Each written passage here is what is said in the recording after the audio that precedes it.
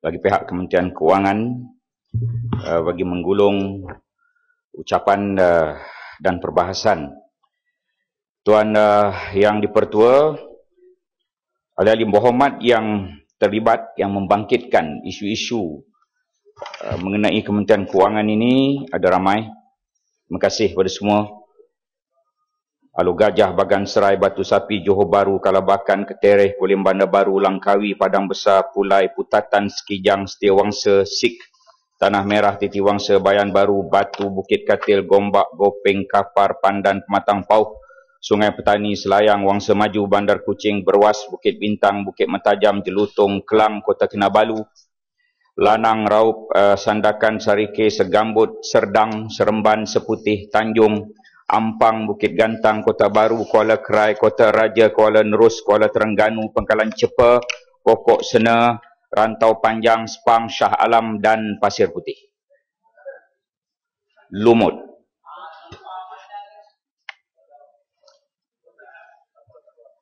Perkara yang terlibat tentang kedudukan ekonomi, tentang GST, tentang BRIM, tentang MAS, 1MDB, SPNB, bank, pembaharuan bajet, tender dan hal-hal lain.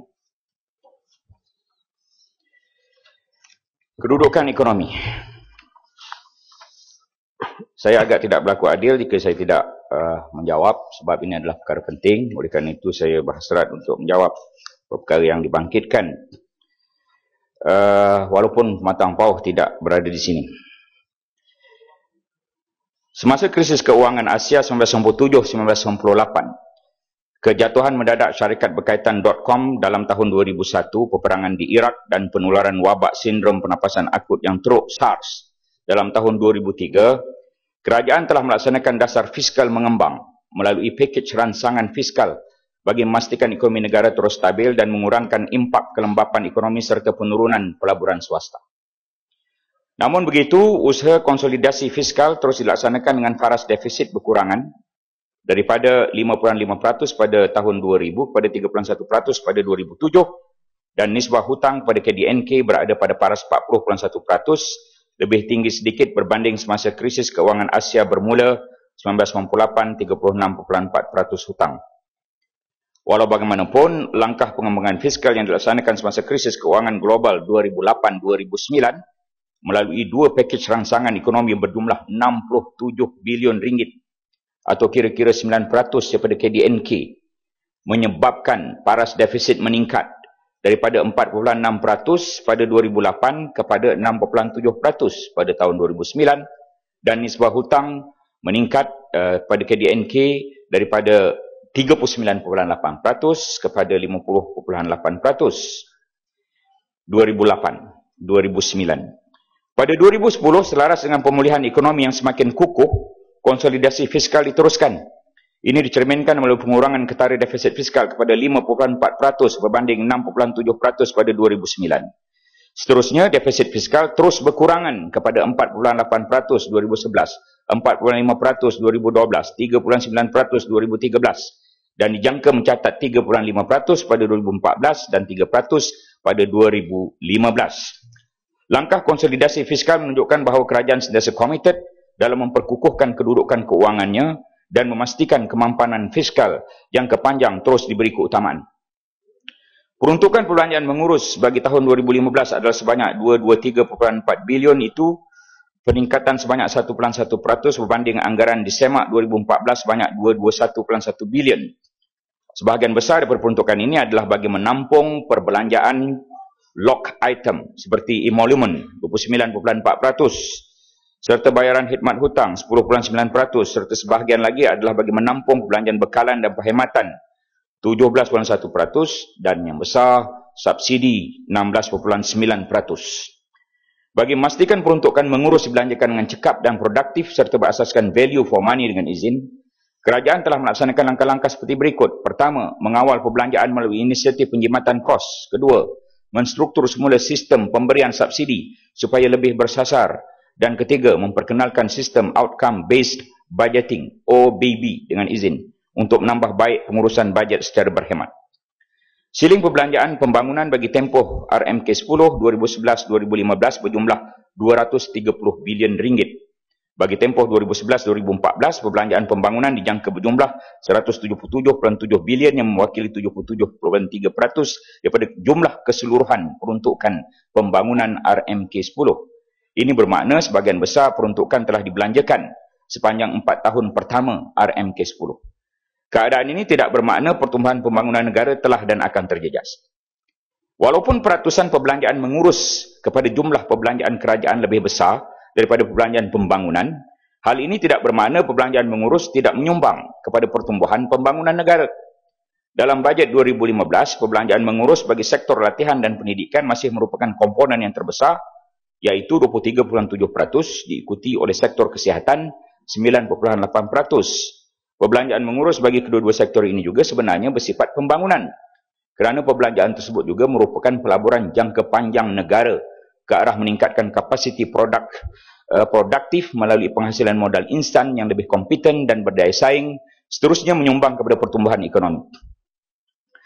Di samping itu, peningkatan perbelanjaan mengurus juga berkait rapat dengan perbelanjaan pembangunan kerajaan. Sebagai contoh, apabila suatu projek pembangunan seperti pembinaan pusat latihan, sekolah dan hospital telah siap, peruntukan mengurus yang besar juga diperlukan, khususnya bagi menyediakan tenaga pengajar, kaki tangan kesihatan, aset, peralatan dan kelengkapan secukupnya, agar infrastruktur tersebut dapat beroperasi dengan sempurna dan memberi manfaat kepada rakyat. Sasaran defisit fiskal adalah pada paras 3.5% bagi 2014, 3% 2015 dan bajet berimbang menjelang 2020. Sehingga kini, hutang kerajaan persekutuan kekal tidak melebihi paras 55% daripada KDNK dengan jumlah hutang sebanyak 568.9 bilion ringgit pada akhir Jun 2014 dan liability contingency sebanyak 157.1 bilion pada akhir 2013. Ya. Terima kasih Yang Berhormat Menteri. Ya, sila. Pendek saja soalan. Adakah angka defisit ini yang disebut-sebutkan oleh pihak kerajaan mencerminkan perbelanjaan yang sebenar daripada pihak kerajaan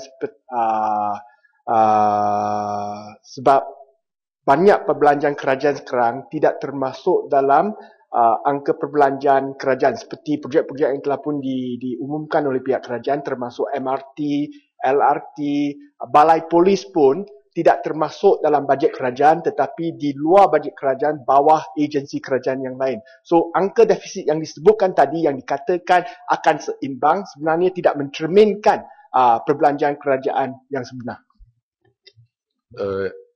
Yang Ketua. Lumut. Berkaitan dengan perkara ini juga, saya menanyakan punca hutang kerajaan sebanyak 560 bilion ini daripada mana, dan saya juga minta bagaimana kerajaan mampu membayar hutang yang sebegitu banyak. Terima kasih. Sebahagiannya sudah jawab tadi. Sudah cerita panjang lebar puncanya kenapa ya, Yang Berhormat Lumut. Dan ada, sudah cerita tadi. Tak apa Yang Berhormat Menteri, terus isu lain. Tak ada orang membaca semula Hansat. Dan kita tidak membohong dari segi angka defisit ini. Ya. Untuk apa kita nak membohong 30 juta rakyat Malaysia? Kalau kita kata tidak defisit begitu, perkara yang tidak mencerminkan angka yang sebenar. Tidak mencerminkan, tidak semestinya benar. Itu hanya persepsi Yang Berhormat. Secara purata pertumbuhan tahunan hasil kerajaan persekutuan, saya dah sebut dah, saya kata angka-angka defisit itu tidak membohongi rakyat. Kalau kita kata 3%. Perbelanjaan MRT 23 bilion langsung tak masuk dalam bajet perbelanjaan daripada kerajaan. Macam mana angka defisit ni angka sebenar? Kalau kita kata 3.5 dan kita ada kira-kiranya. Kita ada beribu pegawai yang mengaturnya dan pegawai ini tidak membohongi rakyat. Secara purata pertumbuhan tahunan hasil kerajaan persekutuan dari tahun 2010 hingga 2013 mencatat 6.2%. Dalam tempoh yang sama, purata pertumbuhan tahunan jumlah perbelanjaan kerajaan mencatat 5.7%. Walaupun terdapat peningkatan dalam jumlah perbelanjaan, terutamanya perbelanjaan mengurus, kerajaan sentiasa memastikan kedudukan keuangan kekal kukuh dan sentiasa mematuhi prinsip asas yang telah ditetapkan seperti berikut. Ini prinsip-prinsip asas yang berhormat lumut. Ya. Pertama, mengekalkan lebihan semasa. Hasil melebihi perbelanjaan mengurus. Ini bagi memastikan perbelanjaan mengurus sentiasa dibiayai oleh hasil, sementara pinjaman hanyalah untuk membiayai perbelanjaan pembangunan. Kedua, menetapkan pasaran paras defisit fiskal sebagai peratusan KDNK pada 3% bagi tahun 2015. Tiga, mensasarkan bajet berimbang pada 2020. Empat, memastikan hutang kerajaan persekutuan tidak melebihi paras 55% daripada KDNK. Lima, bayaran khidmat hutang yang dikira sebagai perbelanjaan tanggungan diberi keutamaan berbanding perbelanjaan lain. Ini bagi menjamin pembayaran faedah kepada pemegang security dan memastikan kerajaan memenuhi obligasi hutangnya. Dan seterusnya, bayaran khidmat hutang dihadkan di bawah paras 15% daripada jumlah hasil. Kerajaan telah lama komited dalam melaksanakan langkah konsolidasi fiskal bagi mengukuhkan kedudukan keuangan negara. Paras defisit fiskal sebagai peratusan KDNK telah dapat dikurangkan dari 6.7% pada 2009 kepada 5.4% pada 2010 selaras dengan pemulihan ekonomi negara. Seterusnya, defisit fiskal terus berkurangan kepada 4.8% 2011, 4.5% 2012, 3.9% 2013, 3.5% 2014 dan 3% pada 2015. Langkah konsolidasi fiskal adalah penting bagi memastikan kemampanan fiskal jangka panjang negara, walau bagaimanapun konsolidasi fiskal dilaksanakan secara berperingkat, gradualism, ya, dengan izin agar pertumbuhan ekonomi negara tidak terjejas. Ya, Lumut bangun lagi. Terima kasih, Speaker. Saya faham sebab kerajaan berhutang. Soalan saya, daripada mana kerajaan berhutang dan bagaimana kerajaan boleh bayar hutang ni sedangkan pendapatan kita tak sebanyak itu. Dan kita nak menuju negara maju ni 2020. Bolehkah kita capai? Terima kasih. Ada satu tajuk hutang. Sabar Yang Berhormat, ya. Kemudian peruntukan belanja mengurus bagi tahun 2015 adalah sebanyak 223.4 bilion itu, peningkatan sebanyak 1.1% berbanding anggaran di Semak 2014 221.1 bilion. Sebahagian besar daripada peruntukan itu adalah bagi menampung pembelanjaan seperti emolumen dan yang lain-lain. Okey.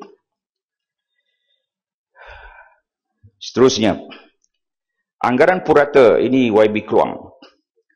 Anggaran purata harga minyak mentah dunia pada tahun 2014 tapis adalah pada USD 110 setung. Harga purata minyak mentah tapis dari Januari hingga Oktober 2014 adalah USD 109.7 setung.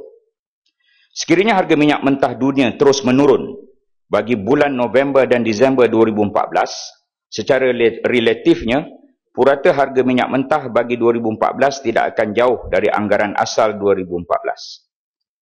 Sehubungan itu, ia tidak akan menjejaskan sasaran paras defisit sebanyak 3.5% daripada KDNK pada tahun 2014 memandangkan penurunan hasil yang kecil juga akan diimbangi dengan bayaran subsidi yang lebih rendah. Walau bagaimanapun, akan terdapat situasi di mana defisit akan meningkat apabila harga minyak mentah jatuh lebih rendah, iaitu dalam lingkungan USD 70 hingga USD 60 setung. Ini disebabkan oleh hasil yang terus menurun. Pada 2015, sekiranya harga minyak mentah dunia terus berkurang daripada anggaran purata USD 105 setung, ia tidak akan memberi impak negatif ke atas defisit negara kerana pengurangan tanggungan subsidi adalah melebihi pengurangan hasil. Kerajaan sedang mengkaji langkah terbaik yang perlu dilaksanakan sekiranya harga minyak mentah ini terus berkurang pada tahun 2015. Ada siapa nak bertanya pasal harga minyak? Tiada. Ya. Okey. Harga minyak sekarang lebih kurang 80 USD per tong. Jadi dia akan turun. Tapi kita katakanlah 80 USD setong untuk tahun depan. Itu puratanya. Apakah itu boleh mengimbangi hasil daripada petroleum dan juga subsidi yang dikurangkan? Terima kasih. Ya, tadi saya dah menyebut Yang Berhormat Pasir Putih, kerisauan kita apabila dia terus turun sehingga USD 70 hingga 60 USD setung. Jika masih lagi 80, dia tidaklah sesuatu yang merisaukan. Satu perkara yang ditanyakan di luar sana, mengapa harga minyak Malaysia ini tidak turun apabila harga minyak dunia turun. Di Malaysia ni ada dua harga minyak. Satu harga sebenar pasaran, satu lagi ialah harga minyak subsidi. Harga minyak subsidi RM2.30, RON 95. Dan pada tahun sudah, subsidi kita berjumlah 23.5 bilion. Kerana apa? Kerana subsidi pada tahun sudah, tahun 2013, ialah 74 sen 1 liter untuk RON 95 dan 76 sen 1 liter untuk diesel. Setiap kali kita mengisi, tahun sudah kita bayar RM2.10 1 liter, tetapi kerajaan top up dalam bentuk subsidi, iaitu 74 sen kita tambah setiap liter. Jika diesel, RM1.90, tetapi kerajaan top up sebanyak 76 sen setiap 1 liter untuk purata pada tahun sudah. Itu sebab jumlah subsidi pada tahun lepas ialah 23.5 bilion. Kalau kita bahagikan menjadi lebih kurang 2,000 juta sebulan. Kenapakah kita ingin mengadakan rasionalisasi subsidi minyak? Ini kerana subsidi minyak, diesel dan petrol RON 95 sekarang ini tidak rasional. Itu sebab kita kena buat rasionalisasi subsidi. Apakah maksud subsidi itu tidak rasional? Sepatutnya subsidi ini diberi kepada orang yang berpendapatan rendah dan sederhana rendah. Bukan kepada mereka yang berpendapatan tinggi dan sederhana tinggi. Daripada 2,000 juta sebulan itu, 70 bahagian ataupun 70% dinikmati oleh mereka yang berpendapatan sederhana tinggi dan tinggi. Hanya 30% dinikmati oleh mereka yang berpendapatan sederhana rendah dan rendah. Kita ada 6 barang subsidi di Malaysia ini. Yang pertama, tepung. Yang kedua, beras ST15. Yang ketiga, ialah minyak masak. Yang keempat, gas masak. Yang kelima, diesel. Yang keenam, RON 95. Ada 6 barangan subsidi. Jika orang yang berada itu menggunakan 1 tong gas minyak sebulan, orang yang kurang berada juga menggunakan 1 tong gas minyak sebulan. Jika orang yang berada menggunakan tepung 1 kilo seminggu, orang yang biasa juga menggunakan 1 kilo lebih kurang tepung seminggu. Begitu juga minyak masak dan lain-lain, 4 barangan subsidi. Namun diesel dan petrol ini, sekali kita isi untuk motosikal 7,5 liter, penuh motosikal itu. Tetapi sekali kita isi BMW, 75 liter baru penuh satu tangki BMW. Dengan lain perkataan, pemilik-pemilik BMW menikmati 10 kali ganda subsidi daripada pemilik motosikal. Tetapi dia bukan hanya ada 1 BMW, mungkin dia ada 5, Alphard 5 dan 10 lori agaknya. Ya. Jadi subsidi mereka berganda-ganda. Itu yang menyebabkan mereka yang berpendapatan tinggi dan sederhana tinggi menikmati 70%. Sepatutnya terbalik, ya. Sepatutnya mereka yang berpendapatan sederhana rendah dan rendah dapat 70%, yang tinggi dan sederhana tinggi itu dapat 30%. Subsidi di Malaysia ini terbalik, tidak rasional. Itu sebab kita nak melaksanakan rasionalisasi subsidi. Tak ada orang lain ke asyik lumut yang lain? Terima kasih. Tak ada idea. Datuk Speaker. Saya ingat ni Timbalan Menteri ni bagi analogi terbalik. Oleh kerana di Malaysia ni orang miskin banyak. 1 BMW masuk dalam sesi minyak, 500 motor masuk dalam sesi minyak. Jadi macam mana dikatakan subsidi itu tak seimbang? Saya berpendapat subsidi yang dilakukan sekarang memang untuk orang miskin, orang berpendapatan sederhana dan rendah, sepatutnya dikekalkan, bukan dikurangkan. Terima kasih, Pak Menteri. Dia tak faham ya. Tak faham, tak apalah, kita saya dah sebut tadi ya, dari segi jumlah kenderaan yang dimiliki oleh mereka yang berpendapatan rendah ya, kemudian dibanding dengan mereka yang berpendapatan tinggi, jumlahnya, sisinya itu memang melebihi daripada mereka yang berpendapatan rendah, dan kita bukan mereka-reka angka itu. 70-30 itu bukan rekaan, kita ada jawatan kuasa yang mendapatkan angka-angka itu. Kita tidak mereka-reka cerita ya. Yang berhormat. Kemudian mengenai defisit 17 tahun ini, saya sebahagiannya saya dah jawab tadi. Yang berhormat Kuala Nerus, Satu lagi ialah mengenai hutang. Jumlah hutang Kerajaan Persekutuan 2009 hingga 2014. Pada 2009, 362.4 bilion ringgit. Peratus kepada KDNK 50.8. 2010, 407.1 bilion ringgit. Peratus pada KDNK 51.1%. KDNK kita pada ketika itu 797.3 bilion. Pada tahun 2009, KDNK kita 712.9 bilion. Hutang tahun 2011, 456.1 bilion ringgit. Peratus pada KDNK 51.6%. KDNK pada tahun 2011, 885.3 bilion. Pada tahun 2012, hutang 501.6 bilion ringgit. Peratus pada KDNK 53.3%. KDNK pada ketika itu 941.9 bilion ringgit. Pada tahun sudah, hutang 539.9 bilion ringgit. Peratus pada KDNK 54.7%. KDNK pada tahun sudah 986.7 bilion. Sehingga Jun tahun 2014, hutang Kerajaan Persekutuan 568.9 bilion ringgit. Peratus pada KDNK 52.8%. KDNK sehingga Jun 2014 1.0782 trilion. Sudah melepasi bilion. Ya, KDNK kita. Itu satu berita yang menarik. Kemudian duti subsidi harga minyak kos sara hidup.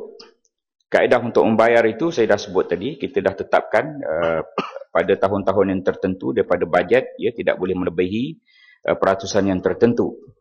Dan kita masih mampu untuk membayarnya, ya, dan kita telah membayarnya dengan jadual yang tepat. Dan saya juga ingin maklumkan 97% daripada hutang itu adalah hutang daripada sumber-sumber dalaman negara. Hasil daripada petroleum, cukai pendapatan petroleum ataupun PITA, tahun 2014 anggaran 28.28 bilion ringgit. Duti ekspor petroleum 1.94 bilion ringgit. Dividen Petronas 29 bilion ringgit anggaran tahun 2014. Royalti petroleum 5.7 bilion ringgit dan pendapatan daripada operasi petroleum pihak berkuasa bersama Malaysia Thailand MTJA 2.02 bilion ringgit yang menjumlahkan 66.94 bilion ringgit hasil daripada pendapatan petroleum. Kemudian ditanyakan penjelasan daripada pihak kerajaan bagaimana kalau trend penurunan harga minyak ini berterusan, bagaimana kedudukan belanjawan negara.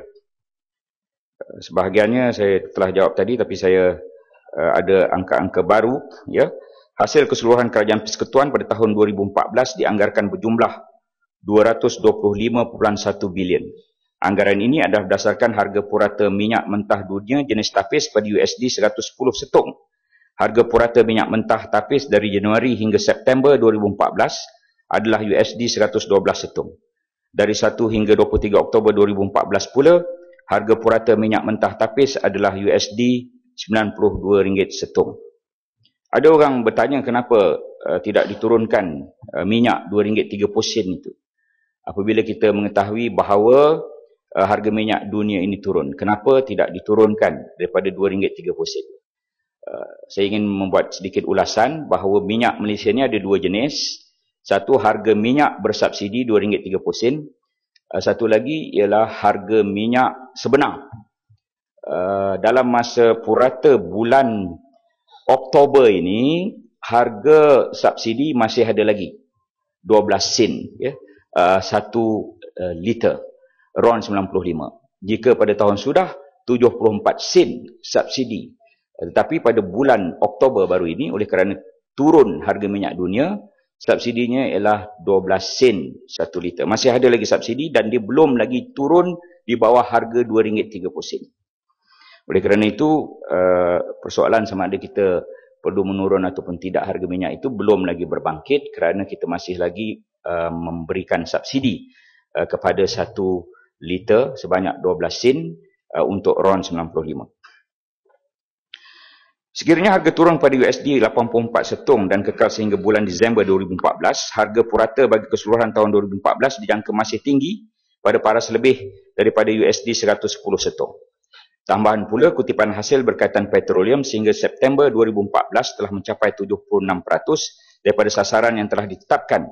Oleh itu, kerajaan masih mengekalkan sasaran kutipan hasil tahun 2014 pada paras 225.1 bilion dan paras defisit fiskal sebagai peratusan KDNK bagi tahun 2014 dijangka masih lagi mencapai sasaran 3.5%. Hasil berkaitan petroleum mewakili 29.7% daripada jumlah anggaran hasil tahun 2014, manakala selebihnya adalah daripada hasil cukai pendapatan syarikat dan individu, duty stamp, duty excise, cukai jualan dan perkhidmatan, bayaran lesen dan permit serta faedah daripada pelaburan kerajaan.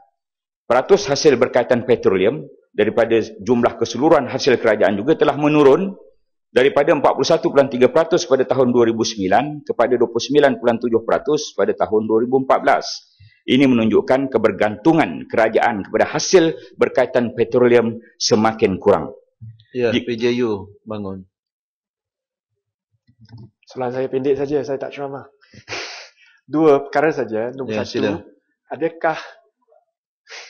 adakah kerajaan membuat kesimpulan bahawa kalau harga petroleum menurun adalah lebih baik bagi kerajaan kerana subsidi menurun lebih daripada kekurangan hasil yang dikutip? Itu nombor 1.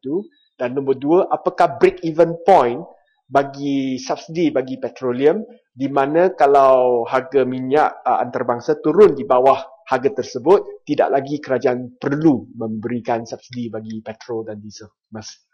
Ya, sebagaimana saya sebut tadi, angka yang kita agak khawatiri ialah apabila minyak itu turun antara USD 70 hingga 60 setong, belum lagi menyampai paras itu. Break even, ya. Kerajaan ada 2 pilihan apabila sampai RM2.30. Pilihan pertama ialah menurunkan harga minyak. Itu adalah satu perkara yang popular untuk dilakukan. Dan pilihan kedua ialah mula mengenakan cukai jualan.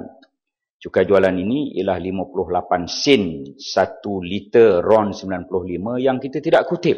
Ya. Sepatutnya harga RON 95 itu RM2.30 campur 58 sen. RM2.88 sepatutnya, ya. Harga RON 95. Tapi oleh kerana Kerajaan Barisan Nasional ni amat baik kepada rakyat, kita bukan sahaja bagi subsidi, kita juga tidak kenakan cukai jualan. Kerana kerajaan BN baik kepada rakyat. Menteri, soalan saya, apakah harga minyak antarabangsa di mana harga PAM akan menjadi RM2.30 break even? Harga minyak antarabangsa sama ada $75 setong ke $80 setong, bilakah harga antarabangsa di mana harga PAM akan menjadi harga pasaran RM2.30? Ya, saya faham. Tapi angkanya tak ada pada saya. Jadi saya bercerita perkara lain. Saya faham. Antara 75 atau 80. Ya. Itu antaranya. Apabila perkara itu berlaku, dia akan mencapai RM2.30. 75 ke 80 ke 70. Pegawai saya sedang menyediakan jawapan tu, ya. Saya tidak tahu semua perkara dalam dunia ni. Bukan begitu.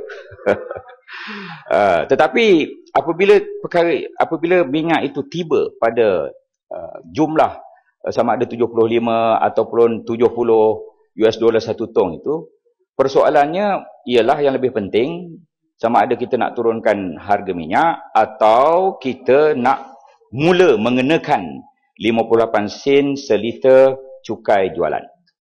Kalau kita nak kenakan cukai jualan pun, kalau minyak terus turun, dia hendaklah sehingga 1 April tahun 2015. 1 April tahun 2015 tidak ada cukai jualan. Dan kita juga telah memaklumkan tidak ada GST kepada minyak. Oleh kerana itu, kalau kita nak kenakan pun hanya sehingga 1 April tahun 2015 cukai jualan itu. Kita memang berharap harga minyak itu turun untuk menurunkan harga barang. Dan kita juga menanti kalau harga minyak itu turun, adakah harga barang akan turun. Itu satu lagi persoalan yang cukup baik untuk kita lihat apa yang berlaku di luar sana. Okey. Kerajaan terus melaksanakan langkah bagi meningkatkan kutipan hasil apabila perkara-perkara itu berlaku. Pertama, antara langkahnya ialah menambah baik pentadbiran cukai supaya lebih cekap dalam pungutan cukai. Saya habiskan para ni, lepas tu saya bagi. Yang kedua, meningkatkan penggunaan e-filing dan kemudahan untuk membayar cukai termasuk pembayaran cukai secara atas talian. Ini apabila hasil kita kurang, kita akan mengadakan langkah-langkah ini dan meningkatkan langkah-langkah itu. Ketiga, meningkatkan pematuhan cukai termasuk melalui penguatkuasaan dan pengauditan cukai yang lebih baik. Keempat, memperluas asas cukai supaya tidak hanya bergantung pada cukai pendapatan dan hasil berasaskan petroleum. Seterusnya, memperteguh asas-asas ekonomi makro negara untuk meningkatkan lagi aktiviti ekonomi dan keuntungan sektor swasta. Seterusnya dapat menyumbang kepada peningkatan hasil kerajaan. Sila, Seremban. Ya, sila. Terima kasih. Saya ingat Yang Berhormat Menteri tadi telah memberikan satu jawapan yang kontradiksi kepada jawapan rasmi yang selalu diberikan oleh kerajaan. Tadi Yang Berhormat Timbalan Menteri mengatakan bahawa kalau harga minyak diturunkan, mungkin ini dapat menurunkan harga barangan. Bukankah selalu kerajaan memberikan jawapan rasmi, kenaikan harga minyak itu tidak menyumbang ataupun rasionalisasi subsidi ini tidak menyumbang kepada kenaikan harga barangan dan tidak menyumbang kepada inflasi. Jadi saya ingat Yang Berhormat Timbalan Menteri sendiri telah memberikan satu jawapan yang cukup kontradik. Dan ini menunjukkan bahawa sememangnya apa yang dilakukan oleh kerajaan ini menyumbang kepada kadar inflasi yang lebih tinggi. Terima kasih. Bila kami cakap macam itu, Yang Berhormat Seremban? Bila ada saya cakap kenaikan harga minyak tidak menyumbang pada inflasi? Bila? Ya, siapa dia? Kat mana? Ya, tolong beritahu. Takkan kita tak belajar ekonomi, mestilah ada peratusan yang tertentu. Ya. PJ Utara dah dapat jawapan. Harga minyak dipam jadi tanpa subsidi apabila harga minyak mentah tapis mencecah antara 75 ke 80 USD setong. Okey. Yang Berhormat Seremban, kita mengetahui ya, apabila kita tarik subsidi 20 sen, maka harga minyak naik 20 sen. Memang ada kenaikan, tetapi yang kita tidak mahu ialah kenaikan itu tidak berkadaran dengan harga. Saya selalu bercakap di mana-mana, tarik subsidi minyak 20 sen, naik harga roti canai 20 sen. Kadang-kadang kita bertanya kepada mereka, goreng roti canai guna minyak diesel ke apa ke? Ya. Mereka kata bahawa tepung yang dibawa menggunakan lori itu menggunakan minyak diesel. Tetapi sebenarnya kos-kos seperti itu boleh diserap. Ya. Kalau bawa 100 kampit tepung ketika minyak harga RM2 10 sen, tambahlah jadi 110 kampit tepung di dalam lori itu. Supaya kos RM2 10 sen jadi RM2 30 sen itu boleh diserap. Tetapi kadang-kadang tidak mahu dilakukan perkara ini dan sentiasa memandai-mandai mengambil kesempatan daripada kesempitan. Okey. Kuala Nerus, Kota Raja, Berwas, Tanjung Sarikik. Bagan Serai. Terima kasih, Datuk. Terima kasih, Menteri. Sikit. Saya nak minta penjelasan. Kalau dikatakan harga minyak naik, harga barang mesti naik. Kalau harga minyak turun, apa pula jadi dengan harga barang? Dan kenapa adakah kenaikan harga barang ni disebabkan semata-mata oleh naik harga minyak ataupun kerana eksploitasi oleh ataupun abusive action oleh orang-orang yang tentu mengambil kesempatan? Terima kasih. Kos satu-satu barangan itu ada pelbagai. Kalau kos pen ini misalnya, barang-barang untuk membuat pen, lepas itu gaji pekerja yang buat pen, sewa kilang itu semuanya ya, kemudian apa lagi, elektrik dalam kilang itu, dan mengangkut pen ini dalam lori yang ada minyak yang naik bererti jumlah peratusan untuk pengangkutan dalam satu-satu produk itu kecil. Oleh kerana itu, apabila minyak naik, perlu sikit sahaja kenaikan yang berlaku dan kadang-kadang boleh diserap. Tetapi kalau minyak turun, ini kita ingin melihat apa yang akan berlaku di sana. Harapan kita ialah peniaga-peniaga, tak kira apa juga bangsa, sentiasa bertanggungjawab tentang harga barang ini. Satu lagi, kalaupun minyak naik, lepas itu harga barangnya itu naik, kalaupun minyak turun, harga barang itu turun. Kalau tidak ada orang nak beli barang itu, akhirnya barang itu turun juga. Ini kaedah supply and demand. Apabila sampai ke satu titik equilibrium yang tertentu, maka berdasarkan penawaran dan juga permintaan akan rendah ataupun tinggi. Kuala Nerus, Kota Raja, Beruas, Tanjung Sari Kek. Anggaran purata harga minyak mentah dunia pada tahun 2014 adalah USD 110, harga purata minyak mentah tapis Januari hingga Oktober 2014 USD 109.7. Sekiranya harga minyak mentah dunia terus menurun, secara relatifnya purata harga minyak mentah pada 2014 tidak akan jauh dari anggaran asal. Okey, ini dah ada jawapan tadi. Kapa, mengapa rakyat Malaysia tidak berhak menikmati subsidi petrol dan diesel walaupun Malaysia negara pengeluar minyak? Pada asasnya Malaysia mengeluarkan minyak mentah jenis tapis blend. Namun minyak tersebut tidak digunakan dalam negeri kerana minyak itu berkualiti tinggi dan harganya lebih mahal serta lebih menguntungkan jika diekspor. Di samping itu, minyak tersebut digali dari pesisiran laut dalam di mana kos cari gali adalah lebih tinggi berbanding dengan minyak dari negara Timur Tengah yang digali di darat. Oleh itu, Malaysia mengimport minyak jenis lain yang harganya lebih rendah untuk kegunaan kenderaan dan industri tempatan. Oleh itu, dengan mengekspor minyak tapis blend dan mengimport minyak berkualiti rendah untuk kegunaan dalam negara, minyak Malaysia masih meraih manfaat daripada sumber minyak mentah semula jadinya yang seterusnya digunakan untuk pembangunan negara. Kemudian, Alor Gajah, Langkawis Putih, iklan untuk request for proposal bagi pembangunan sistem penyampaian subsidi bersasar bagi kenderaan petrol telah dikeluarkan pada 10 Oktober 2014 dan akan ditutup pada 10 November 2014. Dengan lain perkataan, syarikat-syarikat masih ada lagi beberapa hari untuk memberikan cadangan bagaimana kaedah rasionalisasi subsidi yang dijangka diadakan pada 2015. Setakat ini, mengenai pendapatan itu belum ada lagi muktamad. Kita ingin mendengar dan melihat cadangan yang terbaik daripada syarikat-syarikat yang telah mengambil RFP itu. Ya. Itu sahaja yang tentang minyak ini. Okey. Kemudian pengkalan cepa. Sejak tahun 2010 sehingga 2014, pertumbuhan KDNK benar telah menepati sasaran unjuran dan terus berkembang selari dengan perkembangan ekonomi serta pelaksanaan transformasi kerajaan yang memberi impak tinggi kepada negara. KDNK negara berkembang secara purata sebanyak 4.1% dalam tempoh 2005 hingga 2009 dan 5.8% bagi tempoh 2010 hingga 2013. Purata pertumbuhan KDNK yang pesat bagi tempoh 2010-2013 didorong oleh pelbagai inisiatif kerajaan seperti program transformasi nasional, program transformasi ekonomi. YB Ketereh, sektor perkhidmatan dianggar menyumbang sebanyak 55.3% kepada KDNK pada 2014 dan diunjurkan meningkat kepada 55.4% pada 2015. Sektor ini disasarkan untuk menyumbang sebanyak 60% kepada KDNK menjelang 2020. 55.4 meningkat pada 60. Usaha yang dilakukan bagi meningkatkan sumbangan sektor perkhidmatan kepada KDNK menjelang 2020 termasuk program transformasi ekonomi ETP yang mana 7 bidang keberhasilan ekonomi utama NKEA yang telah dikenal pasti berkait secara langsung dengan sektor perkhidmatan.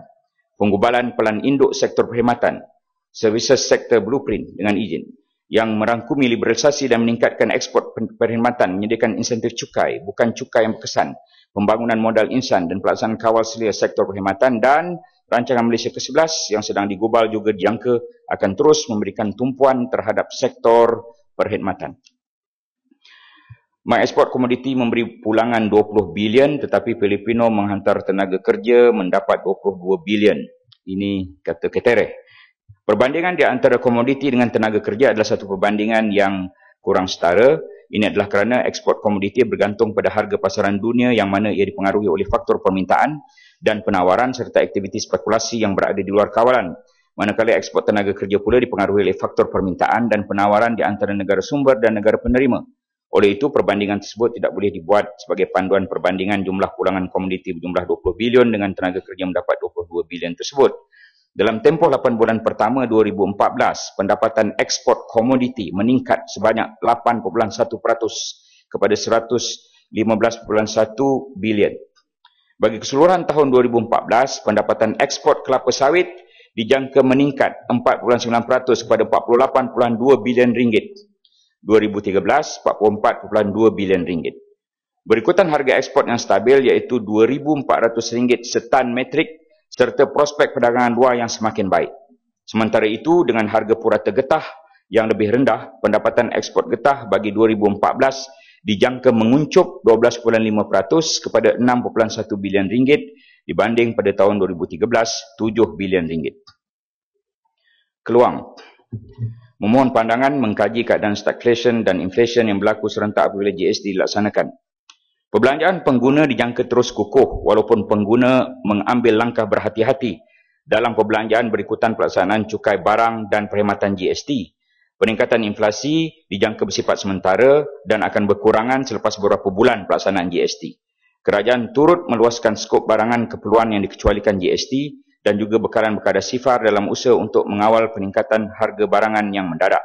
Selain itu, penambahan peruntukan bantuan-bantuan, sebagaimana kita sedia maklum, dan juga pelaksanaan Akta Kawalan Harga dan Anti Pencatutan 2011 juga dijangka dapat mengurangkan kenaikan harga barang yang mendadak. Selain itu, pendapatan ekspor yang tinggi dijangka meningkatkan pemerolehan perniagaan dan pendapatan isi rumah, seterusnya mengurangkan kesan peningkatan inflasi kepada permintaan domestik. Pelaburan swasta dijangka kekal kukuh disokong oleh peningkatan aktiviti domestik dan sektor luar yang menggalakkan seterusnya membantu mengimbangi pertumbuhan ekonomi negara pada tahun 2015. Berdasarkan semakan semula oleh Tabung Kewangan Antarabangsa IMF, pada Oktober 2014, ekonomi dunia dan perdagangan global dijangka terus berkembang pada kadar 3.8% dan 5% pada tahun 2015. Seiring dengan prospek pertumbuhan global dan perdagangan yang bertambah baik serta perdagangan serantau yang menggalakkan, ekspor dijangka berkembang dirangsang oleh peningkatan permintaan global terutamanya terhadap barangan elektronik dan elektrik. Selain itu, kepelbagaian ekonomi domestik turut menyumbang kepada perkembangan positif ini, seterusnya meningkatkan pertumbuhan ekonomi pada tahun 2015. Matang pauh, hutang isi rumah. Hutang isi rumah meningkat pada kadar tahunan yang lebih perlahan untuk 6 suku berturutan, iaitu sebanyak 9.7%. Tahun 2013, 11.5%. Ekoran pelaksanaan pelbagai langkah awalan yang diambil oleh pihak kerajaan dan Bank Negara Malaysia. Kedudukan kewangan dan keupayaan sektor isi rumah untuk membayar balik hutang kekal utuh dan disokong oleh keadaan guna tenaga yang menggalakkan dan tahap pendapatan yang lebih tinggi. Sektor isi rumah giat mengumpul aset kewangan yang meningkat pada kadar yang hampir sepadan dengan pertumbuhan hutang isi rumah. Nisbah aset kewangan pada hutang isi rumah kekal tinggi pada 2.2 kali. Nisbah pinjaman terjejas sektor isi rumah kekal pada paras yang rendah, iaitu 1.2%. Tahun 2013, 1.3%. Ini NPL yang rendah. Dan sebagaimana yang dimaklumkan oleh Yang Amat Berhormat Perdana Menteri pada pagi tadi, bahawa hutang isi rumah ini majoritinya adalah untuk membeli rumah. Dan daripada seluruh hutang pembelian rumah itu, 85% adalah untuk membeli rumah yang pertama. Jadi dengan lain perkataan, mereka akan bayar. Sebab ini rumah pertama. Takkan rumah pertama pun mereka tak dapat nak bayar. Itu sebab NPL untuk hutang isi rumah cuma 1.2%. Ya, Kepala Batas. Sila. Terima kasih. Ini perkara tentang household debt ni banyak kali dah dibangkit. Dan banyak kali juga diberi jawapan, dan tadi pagi pun Yang Amat Berhormat Perdana Menteri dah beri jawapan tentang the composition of household debt ni. Cuma saya nak minta pencerahan dan mungkin cadangan kepada Menteri. Mungkin boleh diadakan matriks yang baru supaya bank negara bukan hanya melihat pada household debt saja, tetapi juga melihat kepada household wealth. Supaya dengan cara itu kita boleh derive kata dan the actual household net worth. Dan dengan itu juga kita boleh melihat bahawa keadaan kedudukan kecairan terutamanya di kalangan rakyat Malaysia. Terima kasih. Terima kasih. Sebelum ini pun Yang Berhormat Kepala Batas pernah menyarankan perkara yang berkaitan dan kita mengambil maklum tentang perkara itu. Dan saya nak maklum di sini angka-angka nisbah hutang isi rumah pada KDNK pada Ogos tahun 2014 911.3 bilion atau 86.7% daripada KDNK. Nisbah aset keuangan ini dia ya, kepada hutang isi rumah dari segi peratus ialah 219.6%. Komposisi hutang isi rumah, membeli harta kediaman. Membeli harta kediaman dari segi peratusan ialah 45%. Ya. Hutang isi rumah ni untuk beli harta kediaman 45%.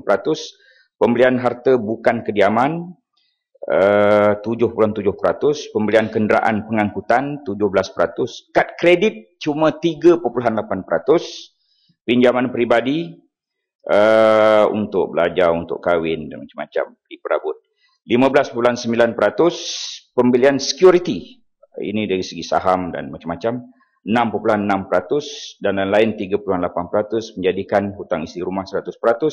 Yang tidak mengkhawatirkan kita itu pembelian harta kediaman 45%. Nisbah pinjaman terjejas sektor isi rumah mengikut tujuan, ya, ini yang NPL hutang isi rumah. Pembelian kediaman cuma 1.4%, NPL pembelian harta bukan kediaman 0.6%, pembelian kenderaan pengangkutan 1.3%, kad kredit 1.2%, pinjaman peribadi 1.7%, pembelian security 0.1%, yang merumuskan cuma 1.2%. Ya. Terima kasih. Ya, Yang Berhormat Menteri, kita sambung sehingga jam 2.30 petang. Ya, Yang Berhormat, dan ada jemputan makan tengah hari di lounge di belakang sana oleh Yang Berhormat Perdana Menteri